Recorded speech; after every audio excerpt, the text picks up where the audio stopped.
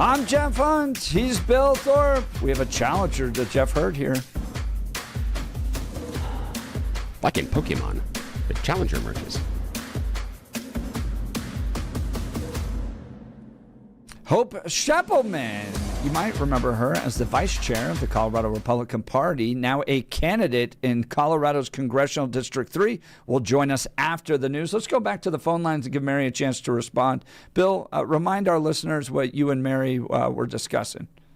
Yeah, with Mary from Wyoming, longtime caller and wonderful friend of the show. She brings up a great point about the census, that in the prior census, one of the pushes was to count those that were illegal, undocumented asylum seekers, however we want to call them, but using that overarching term for everybody involved, those who weren't documented citizens to be counted inside of the census. Then some of the congressional districts were redrawn based on that representation. And Mary brings up an absolutely wonderful and very valid point about that push and pull between the census and voter representation. There is an argument that those people in the census, they are in the area and should be counted, because you really should know how many people are in an area for a census. In my mind, ignoring people just because they're not citizens doesn't give you a better handle on who's living in the area if you're looking at total population. However, using that number to derive voting representation does obviously have a problem contained therein, because those people can't vote. So Mary, please continue. I want to thank you. You made me sound real smart. You're so smart, though. But the other part of that is that there is fraud. And it's been going on for such a long time. The Democrats have been smart. It's interesting. The Republicans are law-abiding. We don't see how to make changes like that. And I want to give you an example of just this last election. Nothing I can prove, Bill, so you're going to beat me up on that, but let me tell you what I believe happened.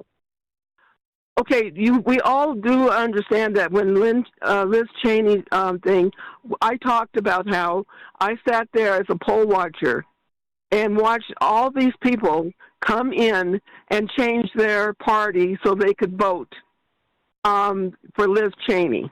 Do you remember that? Yeah. Yep. Okay.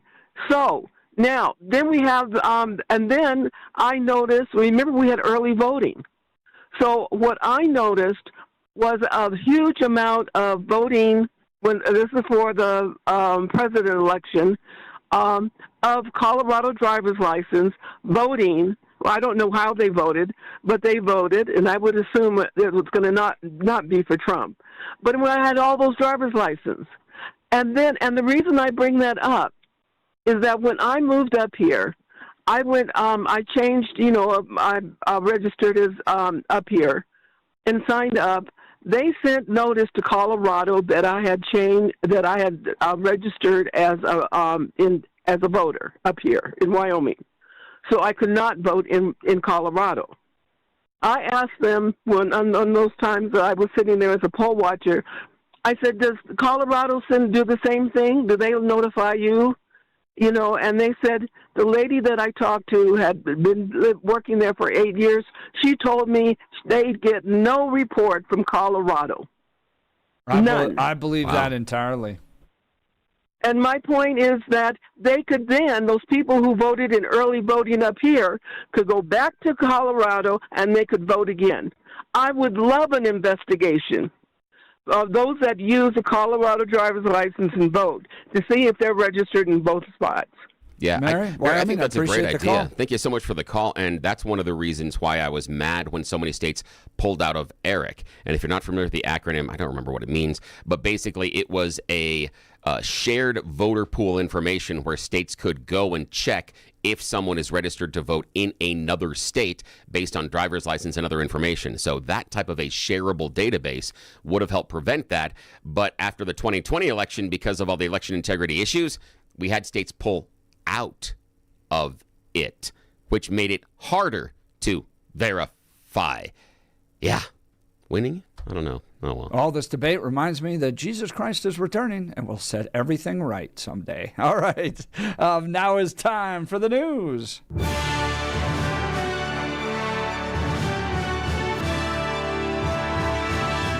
Blake Olson, news and comment.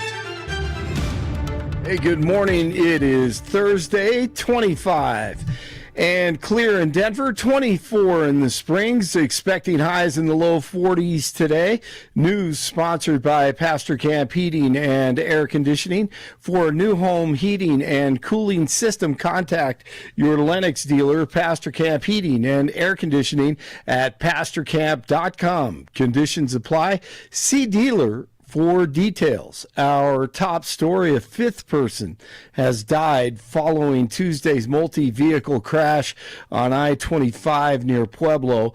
Major Brian Lyons with Colorado State Patrol says high winds and a sudden brownout caused the deadly pileup. Unfortunately, due to the lack of moisture and stuff that we had in the area recently, the dirt and everything just transversed all the way across I-25. 4 people were pronounced dead at the scene and nearly 30 others were taken to hospitals, with one later dying from injuries. 5 fire officials say crews from across Pueblo County responded under a mass casualty plan that was updated in 2019. Commerce City police say 2 men have been arrested accused of targeting Latino-owned businesses across the Denver metro area in a string of high-dollar burglaries that started last November. Joanna Small, Commerce City Police. These 2 individuals, and we believe several other individuals who are in the process of working to arrest right now, have been terrorizing and targeting Hispanic businesses across the entire Denver metro area. Angel Villalobos Flores and Brian Romero, they're both 23, used a battering ram to break into businesses, stole entire cash registers, and made off with hundreds of thousands of dollars from businesses from Aurora, Denver, Lakewood, and Thornton.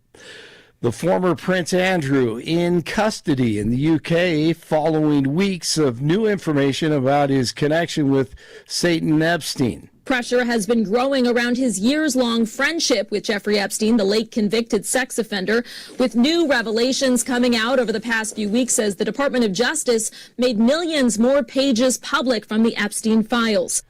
He was arrested on suspicion of misconduct in public office, yeah, you could say that, which carries a maximum penalty of life in prison. King Charles expressed his deepest concern about the news and added authorities have the royal family's full and wholehearted support. DJT is holding the first meeting of the Board of Peace this morning. He's being joined by representatives from at least 20 countries to announce a multi-billion-dollar reconstruction and stabilization plan for war-torn Gaza. France, Germany, the UK, and Spain all declined invitations to join the international organization. The DJT says that he believes they will join soon, and he just wants peace and no wars.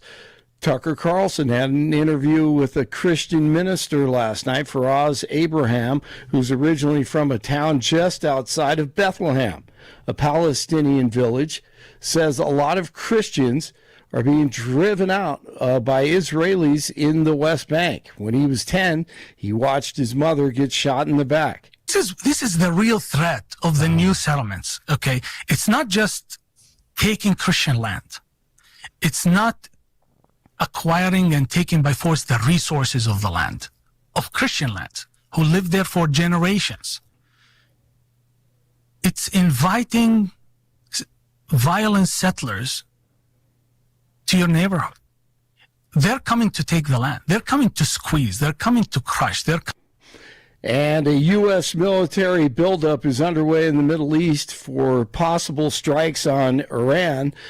NBC News says the buildup includes warships, air defenses, and submarines should 47 decide on a U.S. military strike.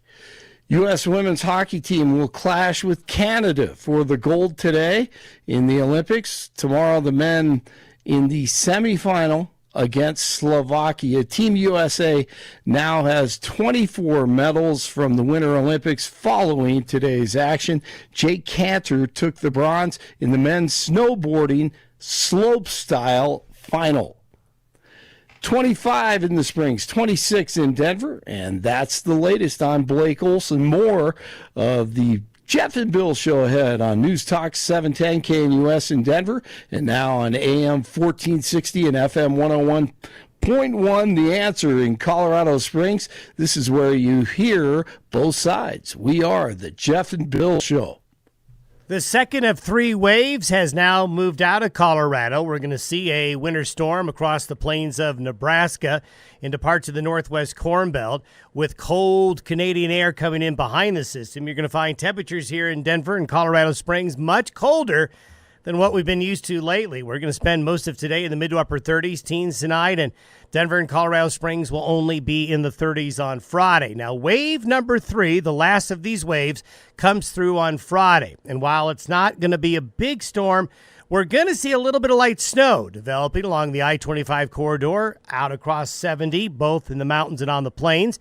So travelers keep that in mind. Light dusting to snow Friday and Friday night and continued quite cold through Saturday. Temperatures rebound with high pressure returning as we get into Saturday afternoon, Sunday, Monday, and Tuesday. In the meantime, be ready for a little bit of winter. Meteorologist Don Day in the 710 KNUS Weather Center.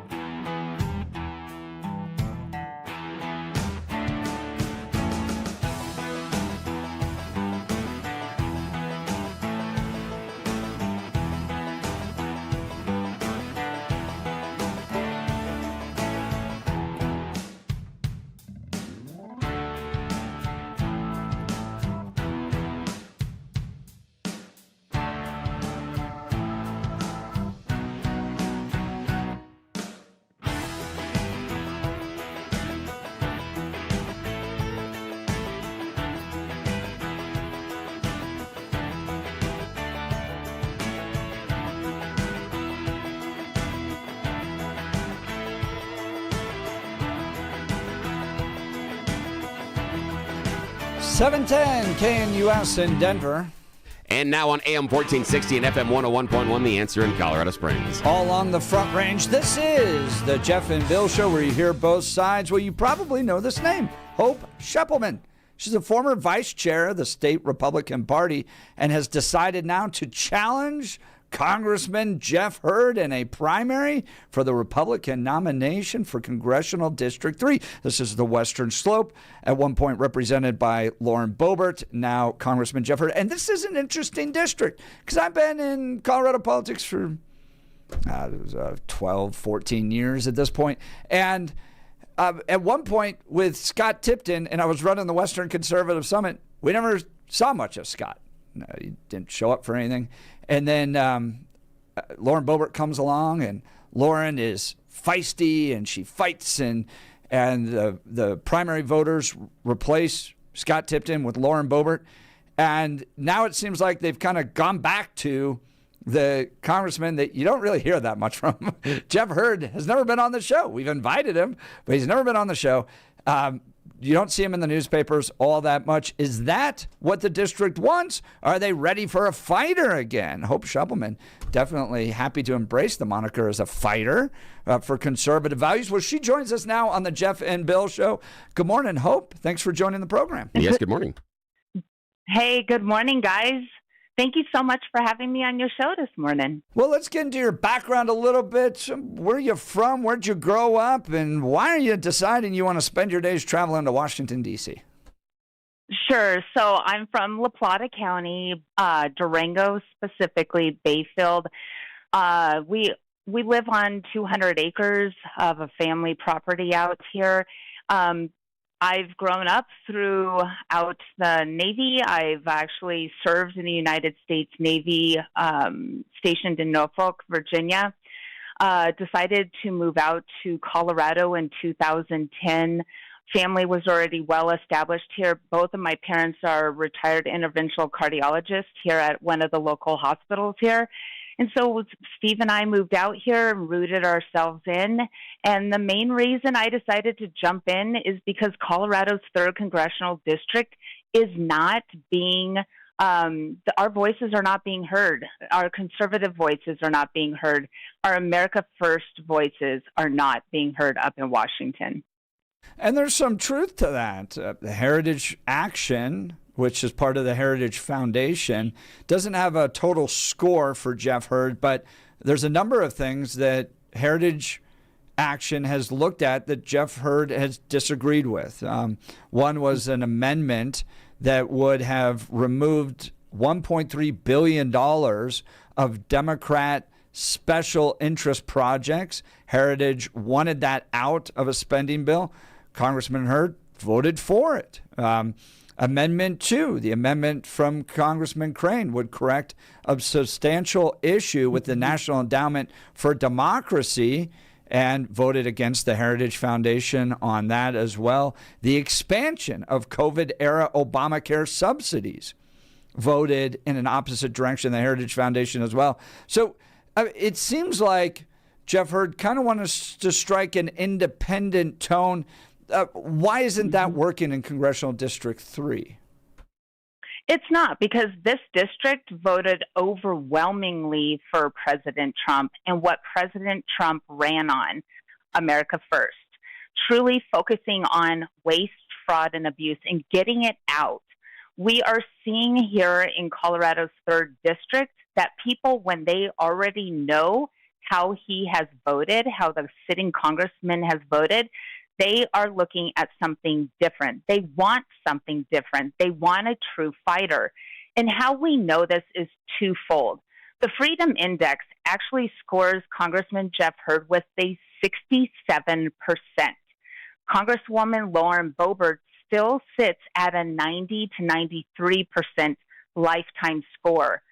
That says something. Also, in the 3rd Congressional District, back in December, we ended up doing an internal poll with Rasmussen Reports, Mark Mitchell, who is well known, very reputable. They also do the polling for President Trump. We did a polling, and the people within the district already were given the information, how he voted against Ilhan Omar, the fact that he put forward a bill to handcuff President Trump with his tariffs, which, again, the tariffs we can get into. He voted, as we know, to expand Obamacare and the subsidies. That's our taxpayer money going to people not here legally. We are also seeing that he, again, voted against Crane's bill, the amendments, as well as just recently, we are seeing that he voted to continue funding hospitals. Now, I'm just going to be very careful on how I say this. He funded hospitals that do perform abortions and transgender surgeries up in Denver. Now, that money doesn't go specifically to those procedures, but President Trump wants to get rid of all of that. With that poll that we had, when the voters are given that information, we lead that poll by 6%. And so that says something. That says this district wants a true fighter. That's Hope Scheppelman. She's running for Congressional District 3 for the Republican nomination. This is a direct challenge, a primary challenge to Congressman Jeff Hurd. Now, speaking of Trump has called Hurd an incredible representative for the great people of Colorado and gave him his complete and total endorsement, stating that Hurd will not let you down. What's your response to that? How did Trump get that wrong in your mind?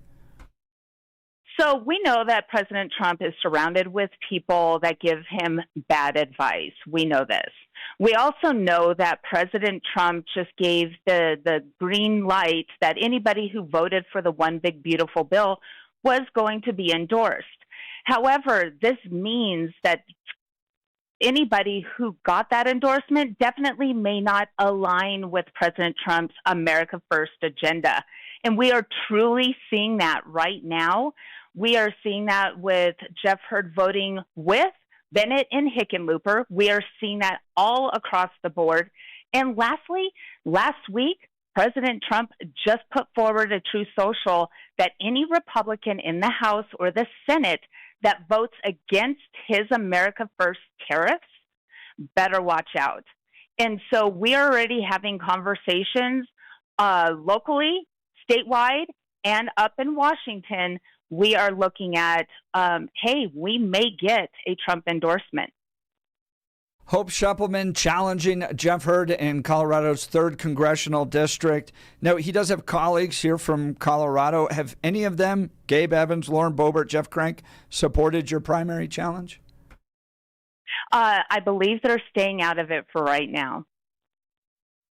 And that happens. That happens, especially if it's a debated primary. I do want to ask you about the district. Here's my read of Congressional District 3, and you can absolutely correct me if I'm wrong. Lots of people do, Hope.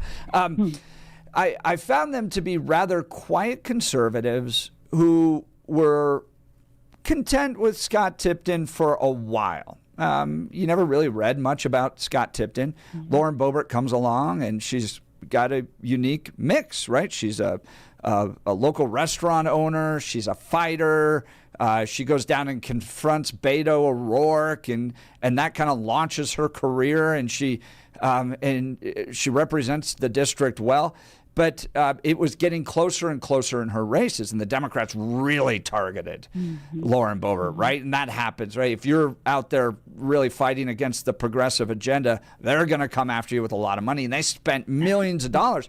But it was getting closer and closer in those races. I think she only won her last race in that district by about 500 votes. So do the people of Congressional District 3 want to return back to the kind of Scott Tipton, Jeff Hurd days of, we don't really read much about our congressmen in the newspaper. They're not out there on X, for instance, mixing it up with Kyle Clark. I've never seen Jeff Hurd do that. But is that where the people want? Do they want to go back to kind of a quiet member of Congress? And how are you going to lead and speak in and represent the people of Congressional District 3 well? Yes, and thank you so much for that question.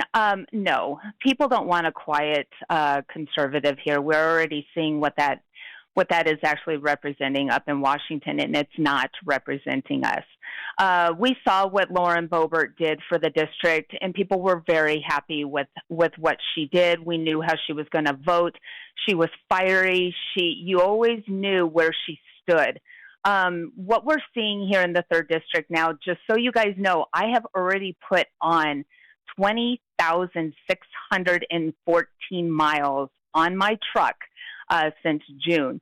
So I am traveling this district. I'm listening to the voters, and the voters are tired of people saying one thing when they campaign and then do a complete 180 when they get to Washington. They're around the lobbyists. They're around the bureaucrats. They end up siding with Bennett and Hickenlooper, which we know are the most progressive senators here in Colorado that are trying to destroy Colorado. He is voting more and more with Bennett and Hickenlooper. And so when people are seeing that, they're saying, no, we need to have somebody who's going to get in the trenches and fight. So just a little bit more about my background so you guys know, your guys' listeners know. I was in the United States Navy. I was a hospital corpsman. I've been married to my husband for 20 years. I'm a Christian. Also, we ended up having a small business, and we recently sold it. I'm a critical care nurse practitioner. I've been in healthcare for 35 years, from a candy striper all the way up now into the ICUs. I have done so much service within my communities. And then lastly, in our last administration up at the state GOP, we fought to get President Trump onto the primary ballot. We challenged corrupt Jenna Griswold when she used lawfare to take President Trump off of the ballot. We took that all the way up to SCOTUS, and we won 9-0. So I am a fighter. What we are seeing is people want our voices from producers, ranchers, farmers, small business owners, veterans. Veterans need a true voice again. We need just our moms and dads. We need somebody who's not going to be scared to talk about the true issues. What is happening here in Colorado, taking away our parental rights, legalizing prostitution, disgusting, right? We need to focus on what truly the 3rd District really wants. As I've been traveling this last week, people are angry that that Jeff Hurd ended up going against President Trump's tariffs. We know that President Trump is using those tariffs for leverage in negotiation. We know it's very targeted and it's going to be very limited. We know that this is hurting China. We know this is hurting them because when they bring in those imports, they are now being subservient to us by saying, sure, okay. We know that this is working because it's bringing in anywhere between $20 to $30 billion a month. That's with a big B. So we need to focus on what is going to help Colorado. When we have a congressman that likes to vote more and more with the Democrats, we need to have somebody who's going to stand firm in her principles, stand firm in where she believes in regards to conservative values, and not tuck tail and leave and go against the Republicans. I believe that he's looking to say, hey, please forgive me, Republicans, and not have to deal with the backlash from the Democrats.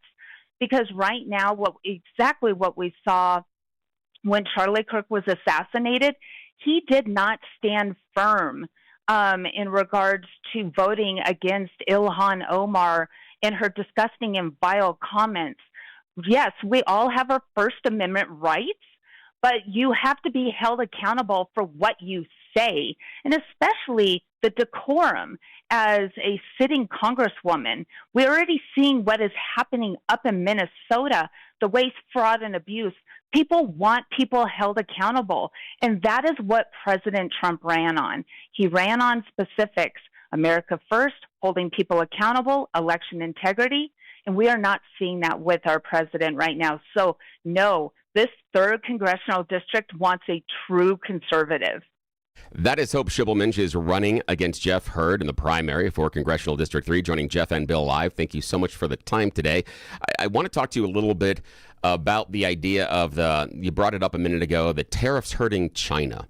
China ended 2025 with a record $1.189 trillion trade surplus over the U.S. It's a record. The trade imbalance between China and the U.S. has never been greater. They also had an economic expansion to GDP of 5% last year. Help me understand how you've come to the conclusion that Trump's tariffs are hurting China. So thank you for asking that, meaning that they're not hurting China. Thank you. And I wanted to clarify that. What we're trying to see is now we're having an equal playing field. We look at when China's bringing in goods that are from forced labor, child labor as well. We need to keep that at a level playing field. We have true workers here that are being paid a wage where they're not being worked to death and forced to bring in products.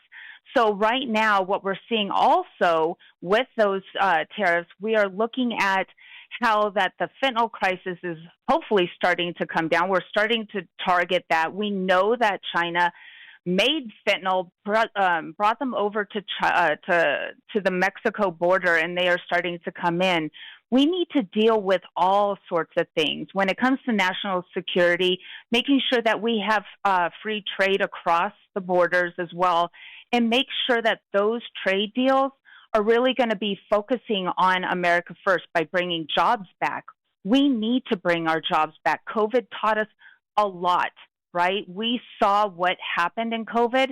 We were not able to sustain ourselves, and we were really struggling to produce a lot of things.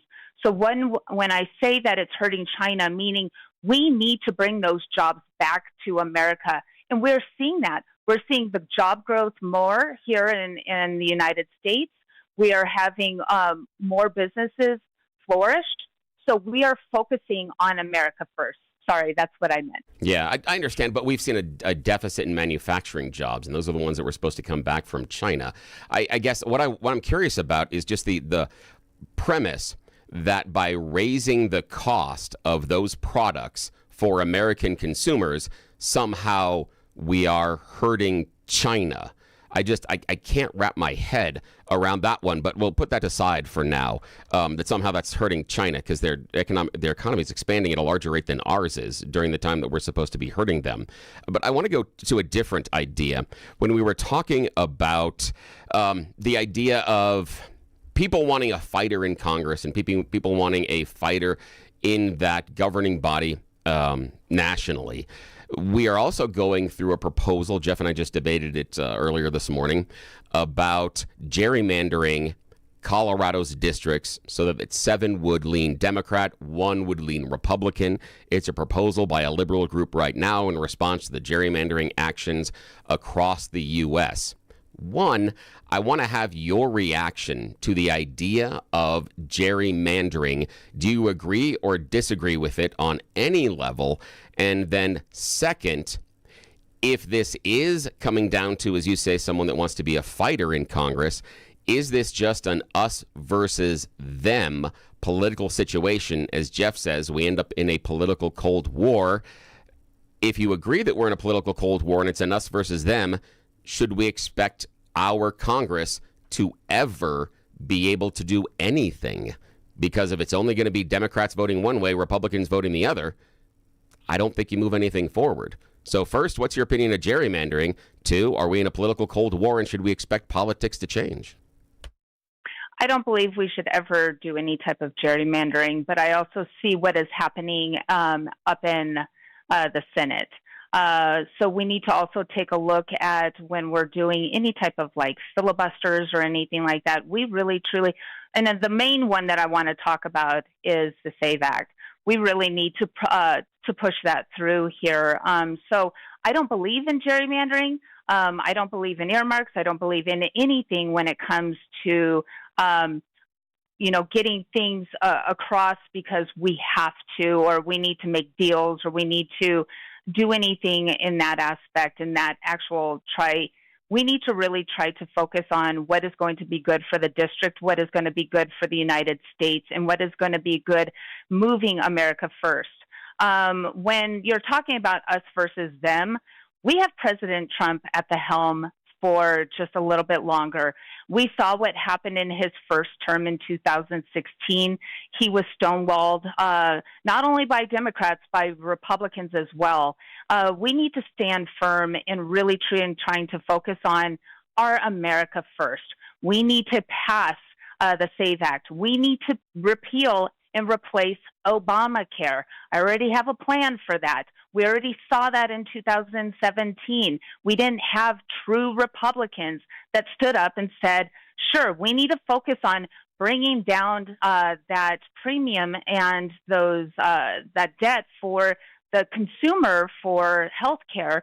We need to focus on that. When somebody is looking at health care right now, when somebody is truly looking at the, quote, open market, and they are being priced out around $3,000 to $4,000 a month for insurance to go to the hospital and go see their doctor, and then they're having to pay an additional $3,000 or $4,000 a month for their mortgage. That's not sustainable. People are really hurting. So we really need to stop all this, truly focus on pushing the America First agenda, what truly President Trump ran on. We need to pass the SAVE Act. We need to repeal and replace Obamacare. And we need to support President Trump on his tariffs. That is where I stand. That's Hope Scheppelman challenging Jeff Hurd in Congressional District 3. You've been very generous with your time. Just a few more questions. Hope, now, the way the D.C. kind of world works is you have lots of lobbyists, you have lots of corporate PACs, those types of things. They don't get into the weeds on what's happening in a particular congressional district. They look at the numbers and they go, okay, Lauren Boebert wins by roughly 500 votes in 2022. In 2024, Jeff Hurd wins by 5 percentage points, roughly 20,000 votes. So it looks like we got a guy that can keep the district reliably in the red corner because we have all these battles. There's a 2-point majority, 2-person majority at Congress. So they look at these numbers and they go, okay, he's doing pretty well. He's going to keep it in the Republican camp. That matters a lot. And then when you look at the fundraising, he's roughly raised 10 times more than you have. So what becomes your message? How do you compete with the money that he's been able to raise and give him a good run this upcoming primary? Yeah, so this is a grassroots campaign. And again, I've already put 20,000 miles on my truck. These are small donors. These are people that are saying, yes, we're getting behind you. It's the voters that are the ones who are actually going to be casting those votes. Again, our polling already shows that I'm up by 6 points. That's huge. An incumbent should be anywhere between 10 to 20 points ahead if they're doing their job, and he's not.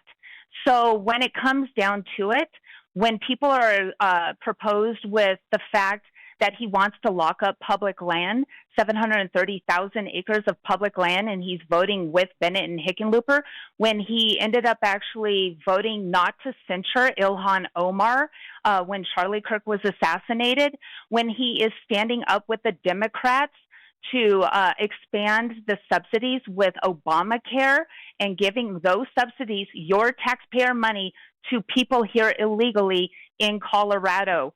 When he is actually voting against President Trump and his tariffs, we are seeing more and more people give money. So this is a grassroots campaign. We know that we can beat him. We're going to go through the assembly process. I am going to present myself in front of the body. He is going around the assembly process because he's scared of his votes. He is petitioning on right now. People know that I'm a fighter. Sure, he's going to have D.C. money, the lobbyists and all that stuff. But when I win that primary, when I kick him out of his seat, we will have all of that support. President Trump is not happy with him right now, and we are seeing that on a national level. He's already stated that. There's been multiple articles written, and what we are hearing from Washington is to watch out. Hope Scheppelman will win this race. Her website, hopeforcolorado.com. That's the best website in all of Colorado politics, actually. Hopeforcolorado.com. Hopeforcolorado.com. Final question while you're out there traveling around, meeting with all those people, driving all throughout the 3rd Congressional District, and you stop at a gas station. What is Hope Scheppelman's favorite gas station snack? Oh, goodness. A good bag of chips once in a while. But which chips? That's important. Which ones? Because, you gotta understand, like, which ones? Are we doing the Cheetos? Are we doing the ridiculous Funyuns that aren't really food? Are we going with something healthy? Are we doing the baked Lays? What are we doing, Hope? We are doing Doritos, guys. Okay, Cool Ranch Doritos. That was the important part. That puts her in Kamala Harris's camp. Kamala was a Doritos eater. That's important if you do the nacho versus the Cool Ranch. There is a delineation there. That is important, but I appreciate that. That's fantastic. Hope Scheppelman taking the tough questions on hopeforcolorado.com. Hopeforcolorado.com. We'll continue to watch this. April 11th will be big, I think, right? Because the state assembly will determine 10th. This, right? Or not? Yeah? April 10th. 11th? Yep. April 10th. Okay. Day before April 10th, that's the governors are all on April 11th. She'll be April 10th. Wow. We'll be watching that. Hope, thank you for your time this morning. Thanks, guys. Hope Scheppelman, hopeforcolorado.com. All right, let's talk modern rugged leather. From city streets to mountain trails, your gear should go wherever life takes you. That's why at Modern Rugged Leather, every bag is handcrafted from premium, responsibly sourced leather, designed to look sharp, last long, and tell a story of its own.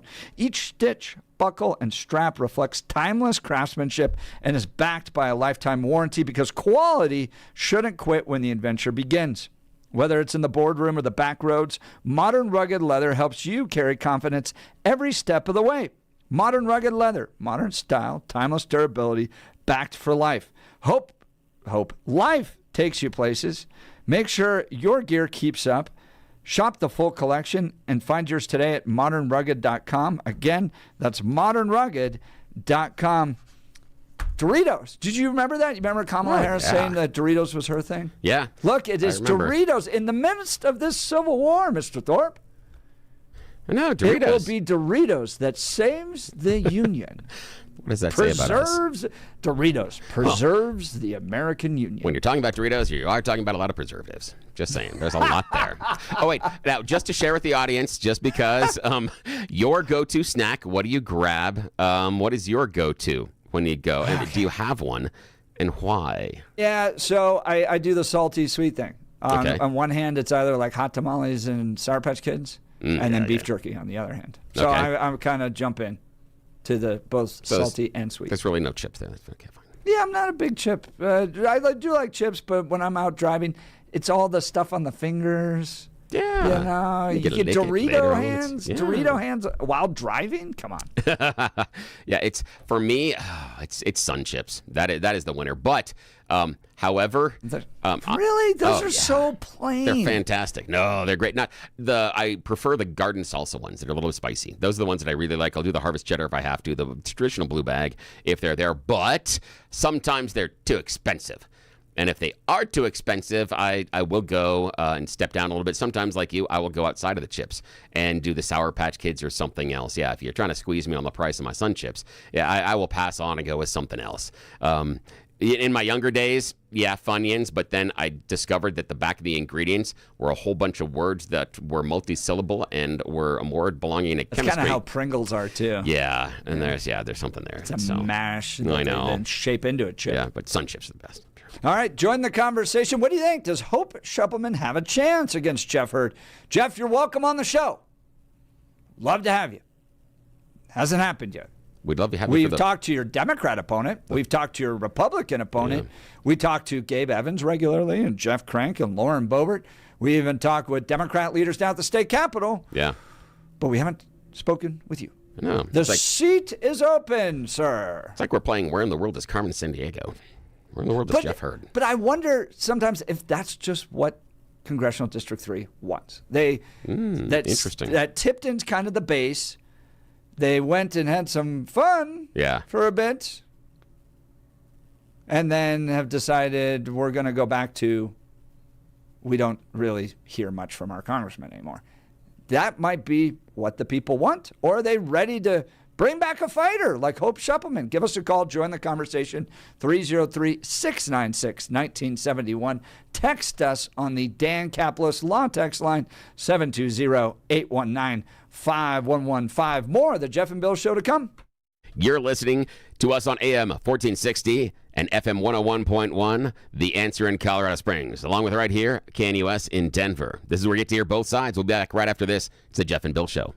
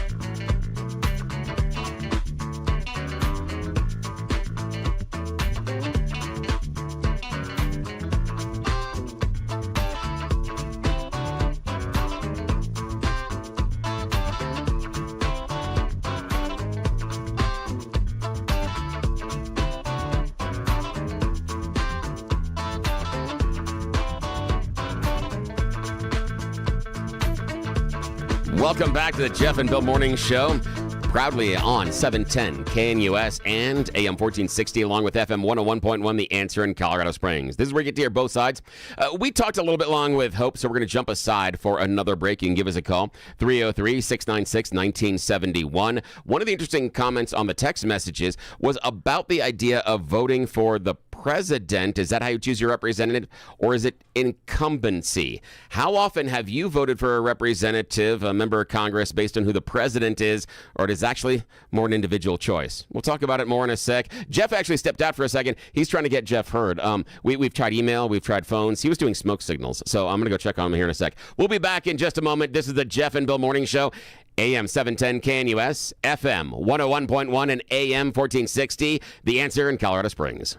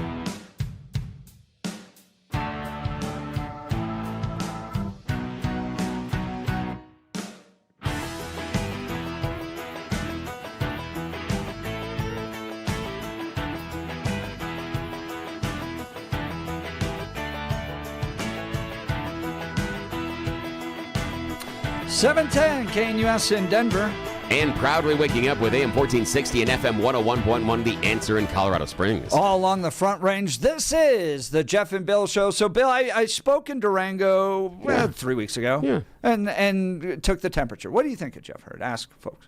And it was very much a kind of a resigned approval. Not a, wow, what a first term type of response. It was like, we disagree with some stuff. But we like, some other stuff, and at least it's not a Democrat. That was kind of the feeling in the room. And that seems to be what's happening in the district. Yeah. So my question is that what's supposed to happen? Because when you did have Congresswoman Boebert there, man, I ran into people that were like on fire. Like, yes, we are represented by Congresswoman Lauren Boebert. It is awesome. I remember a bunch of guys getting their pictures taken and then running off to Walgreens. We were out doing like a shooting day with some donors and stuff. And they came back and got them signed. So like, there was like this rock star level of excitement.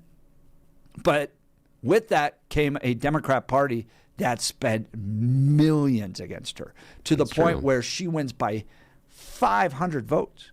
Yeah. Okay. Jeff Hurd, 20,000 votes.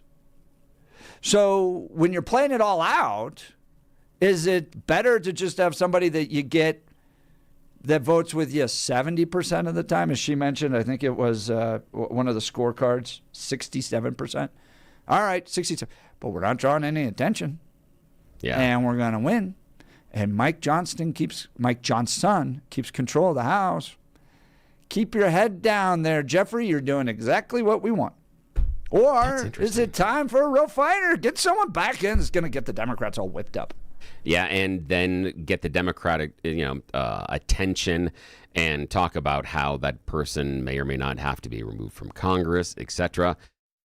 That kind of is an interesting idea. Now, this is a bad analogy, but that's kind of what I'm known for on the Jeff and Bill Morning Show, is the idea that the person that sometimes makes the loudest commotion gets themselves into trouble quicker than everybody else. There's the old saying that pigs get fed and hogs get slaughtered. Exactly. Right? So what happens? That's an interesting idea, that maybe the strategy for Jeff Hurd is just to go along enough to make sure that he's not an outsized hole that the Democrats feel they have to remove or fill, but he also gets just enough of the Republican talking points, what the Republicans want to do. I'm losing the word right now, but that idea, whatever they're trying to get done. The question I've got is, one thing Hope Scheppelman brought up was him not voting for Trump's tariffs. And I find that interesting because you and I have gone back and forth on this a lot. And tariffs are a tax on consumers. And if we have a lot of farmers in my district as a representative, I am really concerned about tariffs because I have seen them hurt my soybean farmers, my grain farmers, my corn farm. I've seen them hurt them. And they're losing markets to the point that we are now talking about multi-billion-dollar bailouts because the result of these tariffs. If I'm representing them, don't I want my farmers to be able to sell their stuff on the public market internationally? But if he's voting against Trump, how is he avoiding the Trump retribution tour? Exactly. This is really interesting to me. So we'll keep an eye on it. All right, we'll continue to track. Hope that semaphore went well out front. The debate coming up. Should social media be labeled addictive, primarily as it targets children, and should Facebook and Meta have to pay? A groundbreaking lawsuit taking place right now. We'll continue. You're listening to the Jeff and Bill Show, News Talk 710 KNUS in Denver. And now, proudly waking up with AM 1460 and FM 101.1, The Answer in Colorado Springs. We'll be right back.